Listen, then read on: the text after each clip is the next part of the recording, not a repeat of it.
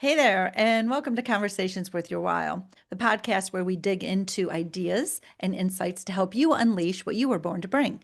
I chat with heart led experts, I ask the questions that I know you're already thinking about, and we explore conversations that spark growth, that shift perspectives, and that help you to show up fully in your life, in your career, and in your community. And today we're going to be exploring how to escape the trap of your own thoughts. This conversation is worth your while because it is exhausting when your mind gets spinning in circles. And with everything going on in the world right now, it's incredibly easy to get swept up in all the noise and feel like you've lost the steering wheel. And you know what? If you don't grab the reins and give your thoughts direction, you will just stay in the same loops you've always been in. So I know you're going to love today's conversation. I'm your host, Linda Bucher, and if the life you are in no longer fits, this space is for you.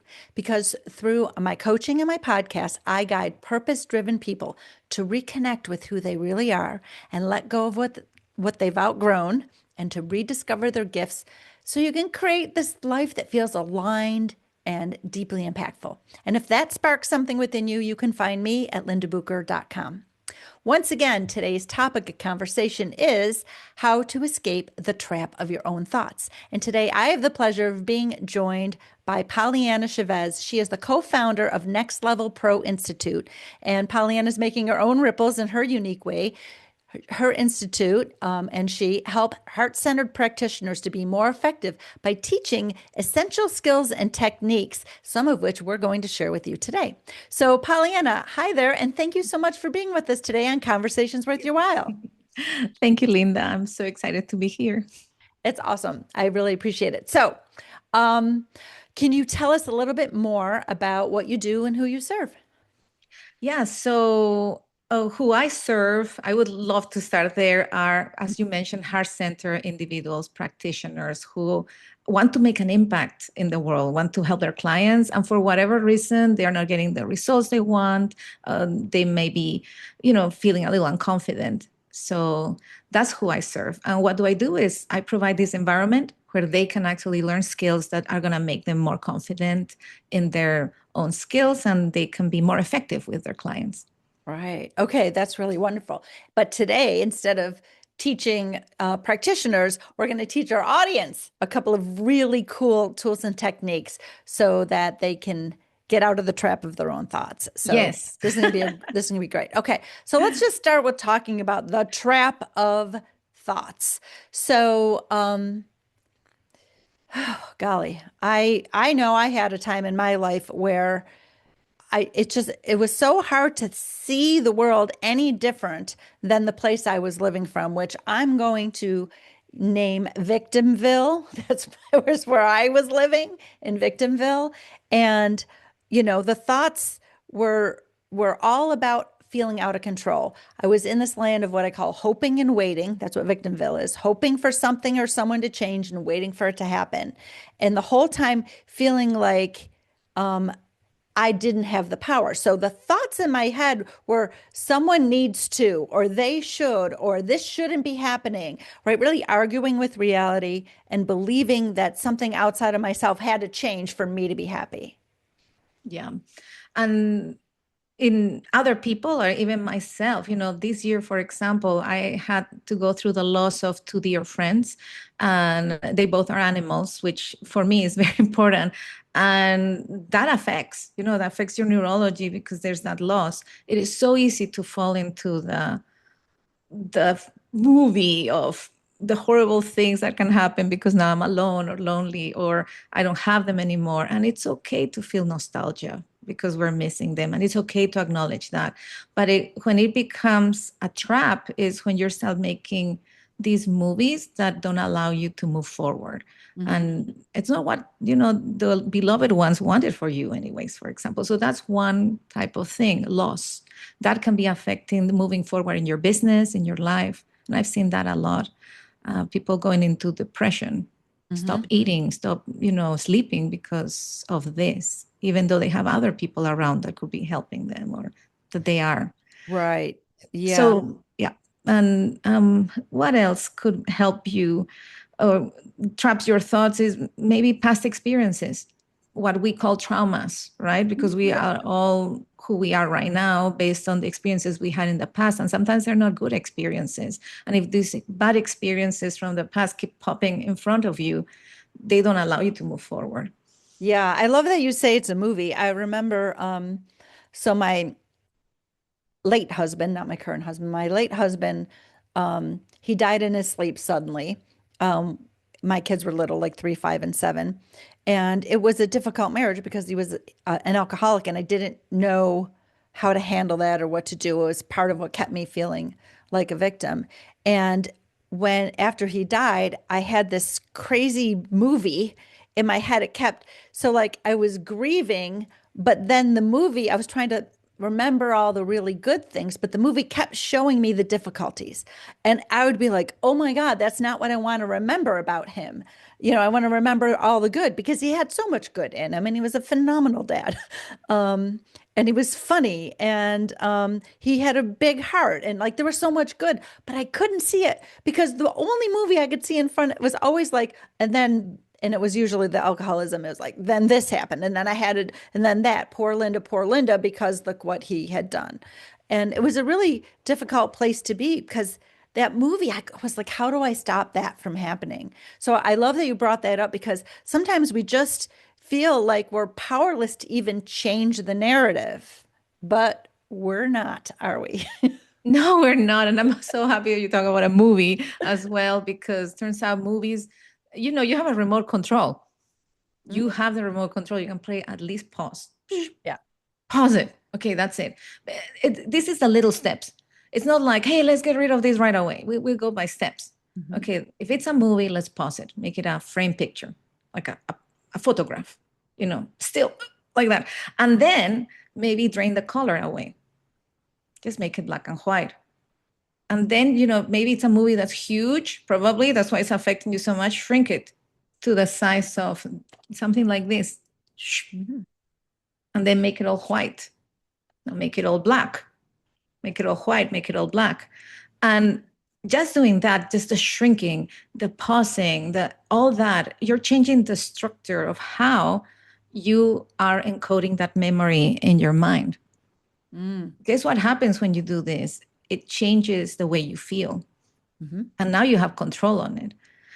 So, when we teach, and I know we were talking about what we're going to teach later, we already did. So, yay. Up to you. But thank you for sharing that story. I know that what I like about what you said, Linda, is that you had another movie there, a movie that you really wanted to be focused on. And so you had a little bit of a chance there. And I bet that you took that opportunity and you held on to that, right? Well, yeah. I mean, it took a little bit first. First, I had to get out of feeling like a victim. Yes. And um, the way I did that is, and I actually have something on my website that anyone can do this. It's like a 3 short videos and a little workbook that goes with it.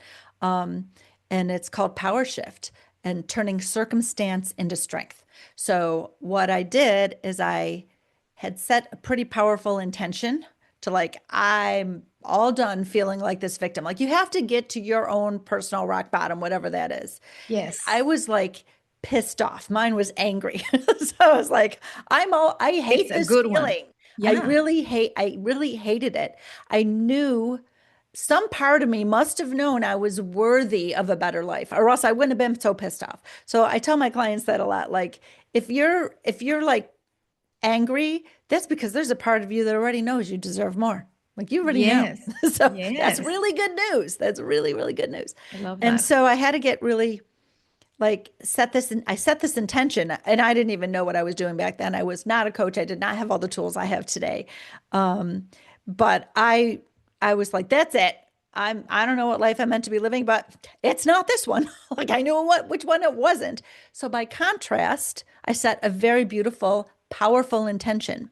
Then I had Mm-hmm. to shift how I thought, but not all my thinking. That's not where it started. It started with like, is it possible for me to have a different life? So I had to get to possible because before I had thought, I was in Victimville. It's someone else's responsibility and it's outside of my power.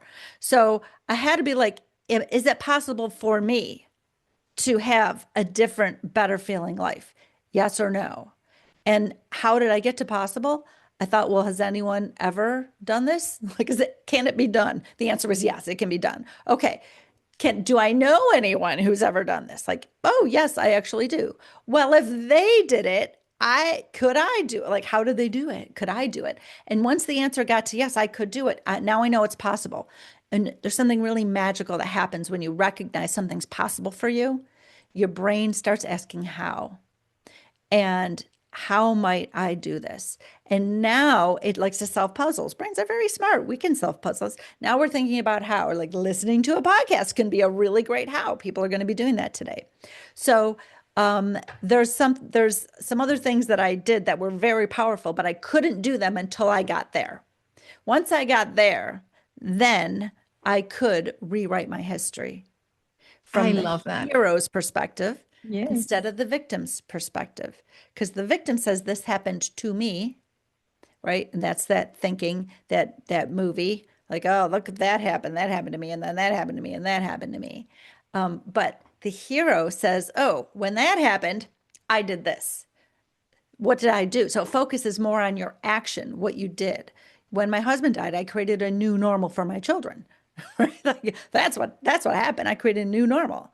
When I couldn't have children because of infertility, I sought out infertility specialists. And when they gave up, I didn't. I went and I adopted 3 children from Russia. Like I didn't give up. So instead of focusing on, oh, I couldn't have children. Oh, my husband died. Oh, my husband was an alcoholic and all this hardship on me. I focused on what I did in the face of the hardship. And I discovered how strong I am. I discovered how resilient I am. Like these discoveries, that was the very beginning. So it was very cool.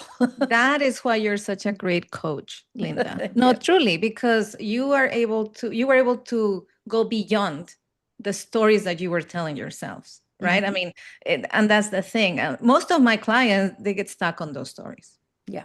They cannot get, they're in the, how do you call it, victimhood. I like that neighborhood. Like it's a neighborhood called victimhood. That's where I live. And yes, and they cannot get out. And they keep moving movies, terrible movies, sometimes images, whatever it is. What the way that I found that I can be of help is like help them with the structure of what they're thinking, not the content, right? Right. I mean, I just change the structure and it helps them. Now I can think about something different because now I can change the structure. And then guess what? You can create and put in that same structure a different movie. And that's where something like what you're offering comes in here, Linda, because you're helping them create a better movie. Yes, You're exactly. giving them, I love the words that you use, intention, that, like you, and it's basically a purpose, a meaning of for life, for the actions that you're going to take. But you have to be, I love like this you said about action, right? But in order for you to do the action, you had to first change the way you were thinking. Right. Because what's in the middle between thinking and action is feeling. So our thinking causes our feelings, and all of our actions come from what we're feeling. If we're feeling Exactly. sad, we take a certain action. If we're feeling angry, we take a different action. Yeah. So I teach every client that thought model for sure. You Hmm. know, And that's based on everything you're NLP, ever feeling actually. is caused by your thinking.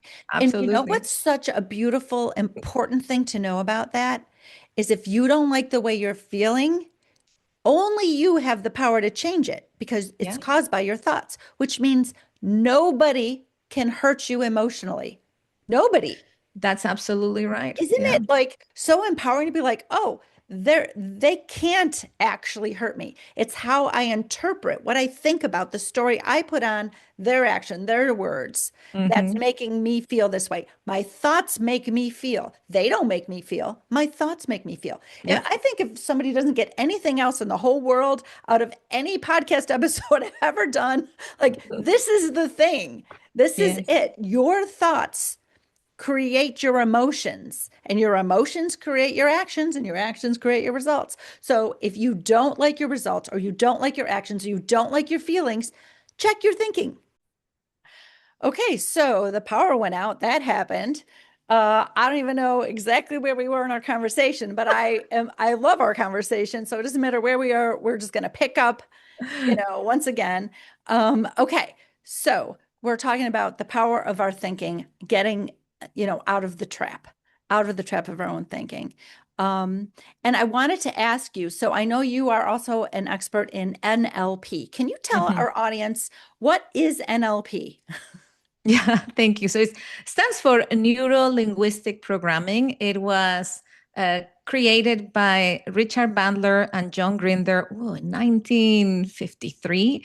And what they did is they just modeled excellence. Like they modeled people who were really good at what they were doing. And they focused first in Virginia Satir and Dr. Milton Erickson. Milton Erickson was a psychiatrist, a hypnotist. Virginia Satir was the social worker. She's known as being the mother of family therapy.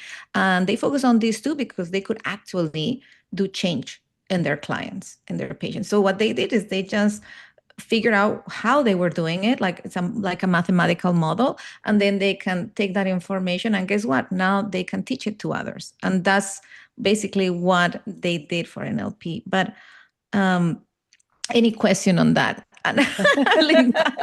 Because I was going to go to another piece of NLP, which is very important to the conversation we had before about making movies. Okay. Because if we think about who we are, our brain, right? Imagine our brain is floating in here and it has the only input it gets is from eyes, ears, our sense of touch, our nose, our degustation thing, our taste. And so that all is giving all this information to our brain. Brain is storing all these memories inside of us, all this knowledge, everything that is capturing through our five senses, right? And so one thing is reality out there. And the other thing is how we are absorbing all this information through our five senses and gets coded in our brain. And the way that those memories are coded can be in the five senses: visual, auditory, kinesthetic, olfactory, gustatory. So if I ask you, Linda, when you think about the last time you were at the beach, you remember a day? Yes, Yeah. I do. Okay, so when you think about that day, do you think about it as if it's a movie or if it's a still picture, like a photograph? It's probably more like a movie because I can hear the birds There you and go. I hear the surf and there's a smell in the air and it's just incredibly beautiful. Do you have any sensation, feeling when you're there? In your skin, I mean. Um, right now, all I'm like in my memory, I feel emotion more than Emotion. a Okay, physical. Yeah. So that's I good. I feel like pleasant and grounded when I remember Beautiful. it. Yeah. Yeah. And those are internal emotions.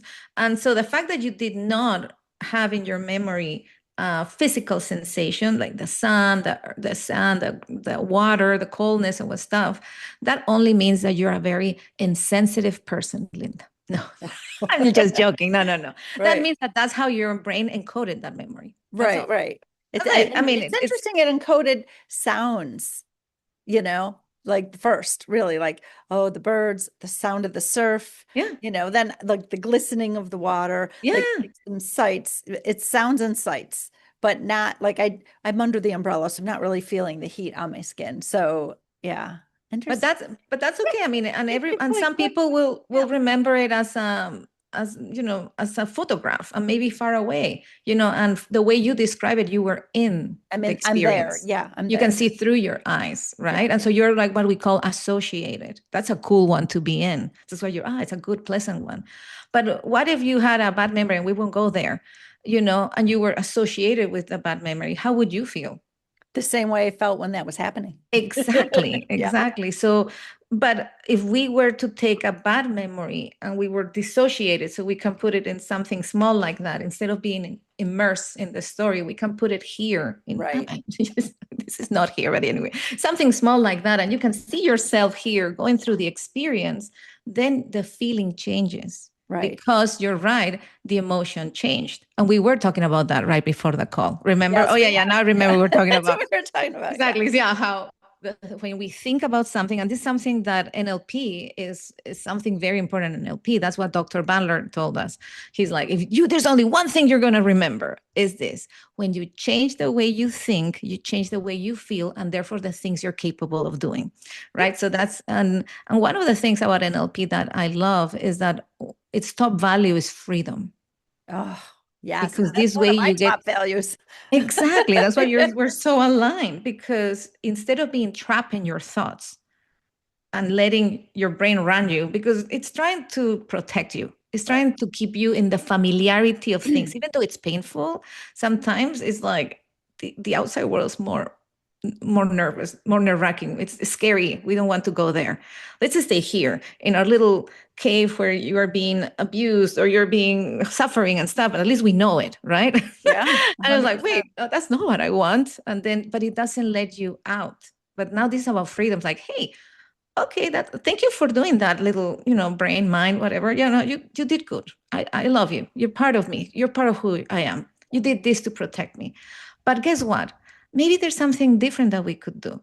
And that's when the practitioner comes. Linda comes and tells you things about, you can have meaning, purpose, intention, and then you offer this, right? And so now you're offering freedom, because now you not only have to do this protective mechanism, you can do this and explore something a little bit better, smarter.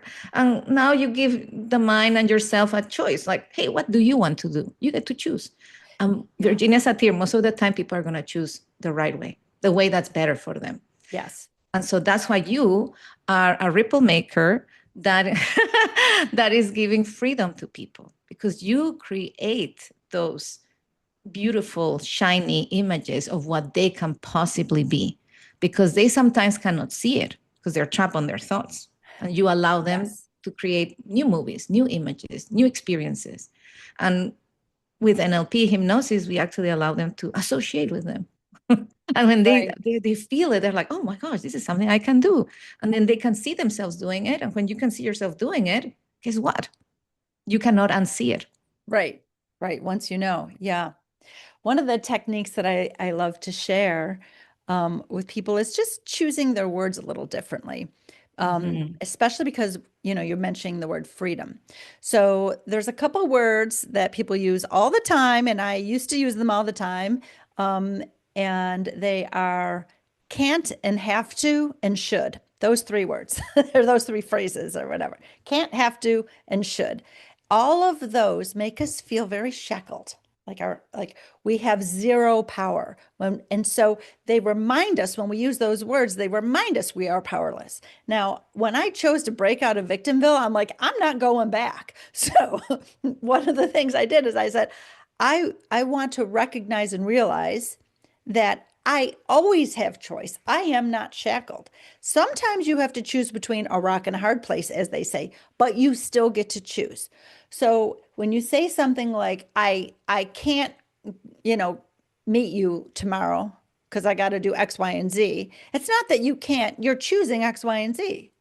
So when you say, oh, I'm not go, I will or I won't. That's a word substitutions for the instead of can't. It say I will or I won't. Oh, I won't be meeting you tomorrow because I'm going to A, B, and C. But then I'm like, wait a minute, that's dumb. This relationship's more important than A, B, and C. I will be meeting you tomorrow. So it also makes us like, um, relook at our priorities when we recognize we're in choice. Now, like, oh, I get to choose. I will or I won't. I will meet you or I won't meet you. Like, so, right.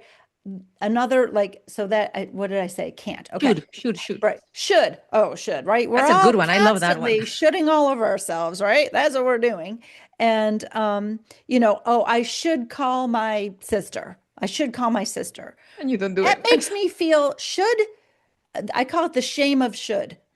There's like I should. I don't. It shows you don't really want to, and now you feel ashamed that you should want to. Why don't I want to? I should. Right. So there's a shame of should, and so I should call my sister. Well, that might not be true. How about I will or I won't? I will call my sister or I won't call, I'll call her later. There's nothing wrong with the fact that I don't want to call her right now. I'll call her later, or maybe I won't. I will or I won't, right? So that's another one for should and have to. Have to, like, oh, I have to go to the grocery store because there's nothing for dinner. Not true. You don't have to go to the grocery store. Those frozen waffles, you can have those for dinner. There is food in your house, like you don't have to go to the grocery store. You're choosing to go because you're choosing not to have frozen waffles for dinner. So we're always in a place of choice. And when we recognize that, then we can make our choices more deliberately, more what's right for us. So that's one of my Yes. little tools. Is that considered an NLP type tool? Yeah, I mean, absolutely. Everything, everything that you are doing is amazing. I love that, Linda, because, for me, for example, the way that I rationalize it is if I say I cannot do this, that means that I can, because cannot includes can. Sure. So if you focus on the can, I'm like, I actually can do it. Very I'm like, true. I just remove the not and then I can do it, right? So, but should I love that? I like the one you say, the shame of should. That's Yeah. awesome, because we always say, I should go to the gym. I should Oh, right. I should eat this drink this green smoothie. And guess what? If you say it that way, you're never gonna do it, because we also have what we call in NLP bad anchors with the word should, right? And should means like an obligation, something. It's not like something that you want to do, that you desire, that is going to be, Right. that has really good feelings about it. No, because you should do your homework. And then I was like, oh my goodness. So then everything feels like, oh, so because if you don't do it, you're going to feel this shame, this guilt, because your mom's going to come and tell you, hey, Right.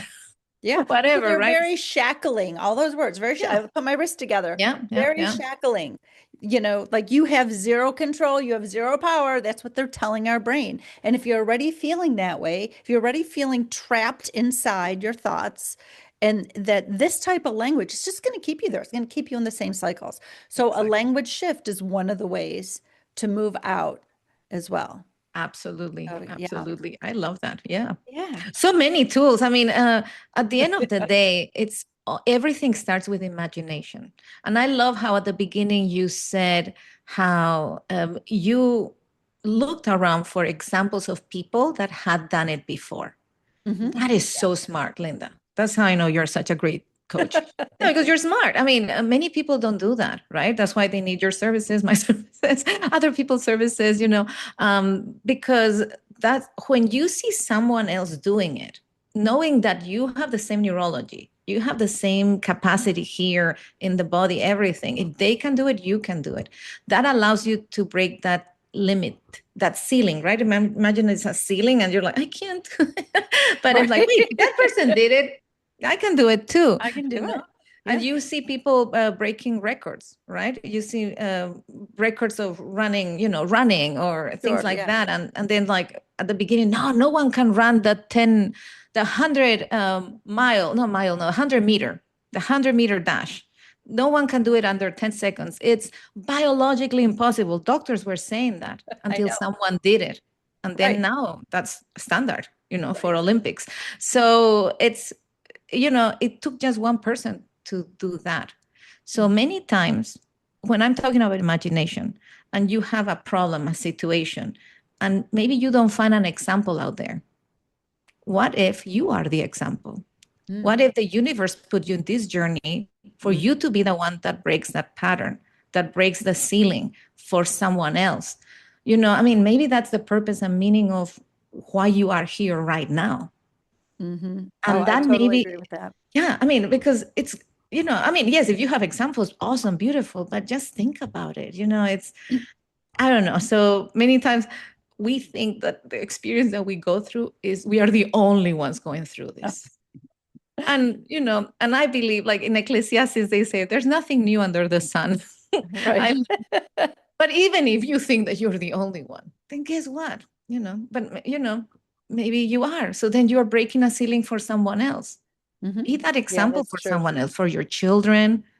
When I was going through my first divorce, one of the things that inspired me to move away was like, I mean, I could allow him, doing things to me.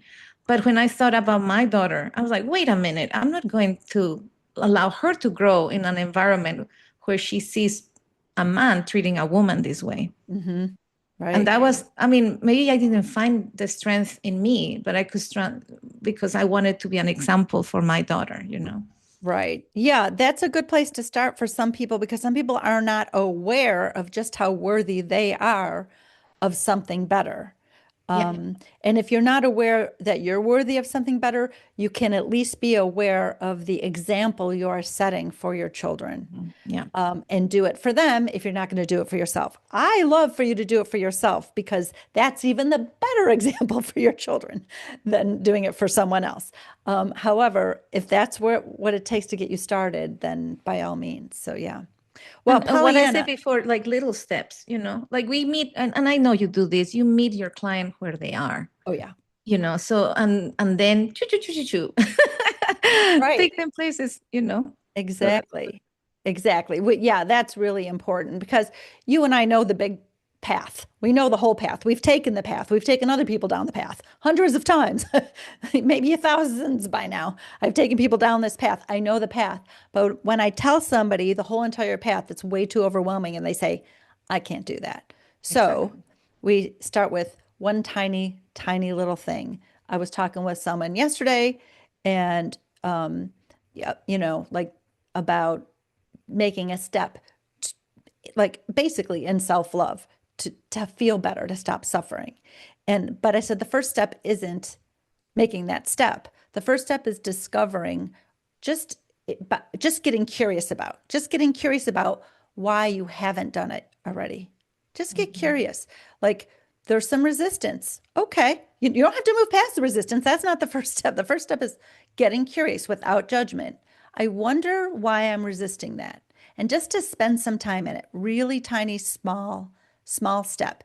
That's meeting someone where they are. Even though I know the whole entire journey, I can see it in front of my face. I've been there, done that myself. Like I said, you and I, we've been there, done that for other people, right? Mhm. I know for sure this other person can do this. I know they can. They don't know they can. There's a resistance. So just exploring, just getting curious. Huh, I noticed that there's a resistance. That's it. That's a tiny little turtle step. Do you have any other little tiny turtle steps that you would like to share before we Um, and conclude? you just mentioned self-esteem, and I just want to share this. Like when one of my favorite exercises that I like doing with my clients is, and this is something that we can all do it, like a visualization exercise, is like imagine that in front of you you have someone that loves you dearly and that you love dearly. And then you can imagine that you can close your eyes and you can go float out of yourself and float into that person and through their eyes look at you. And it's magical when I'm able to guide my clients to do this, Mm, especially if we go in a trance. Like it allows you to visualize and focus, because in trance you're more focused, more in control. mm, And when they look at themselves through the eyes of love of another person, maybe a daughter or a son or a sibling, or or their own parents or someone that actually loves them with that love. And I had a lady who said, I have no one in my life that loves me, but she had a dog. mhm. And I'm like, Right, hey, look at yourself from your dog's perspective. And then she started learning how to love herself that way. It's, right. Oh, it's fun. because I mean, come on, a dog is gonna love you. And I love Yeah, animals because and we can learn so much from them. So anyway, so that was a little tip. I know that was something impromptu, but right. from this No, that's great. conversation, you know. Yeah. No, that's great because I always love to lead the audience with something small, something they can do in 5 minutes before you hit play on the next podcast episode. Um, because a lot of people learn, right? We buy books, we watch videos, we listen to podcasts, but then we go on to the next thing instead of doing. So if you want to be in action, do one of these small things that I shared or you shared. And just in the next few minutes before you hit play on the next podcast. So, okay. All right. This has been such a great conversation, Pollyanna. I want to thank you so much for being a guest on Conversations with Your While. If somebody wants to learn more about these tools, so that they can be untrapped in their thinking. If they want to learn more about NLP or hypnosis and discover how it might really help them in their journey, what could they do? Well, I have a link, a Calendly link, if that they can come and share. I would love to have what do we call it, virtual coffee, a virtual coffee chat, 30 minutes, no cost, it's available to anybody. Get in my calendar. I I love having conversations like this. Thank you, Linda, for allowing this, and it's always very unique. So I'd like to tailor it to the person. So just come and have a conversation with me. That's what it is. And I think that you can also find me in LinkedIn, and then you can also chat me there. I'm very reachable, actually. Awesome. Well, thank you. I will put those links into the show notes for everyone so they can just click right through and get to you.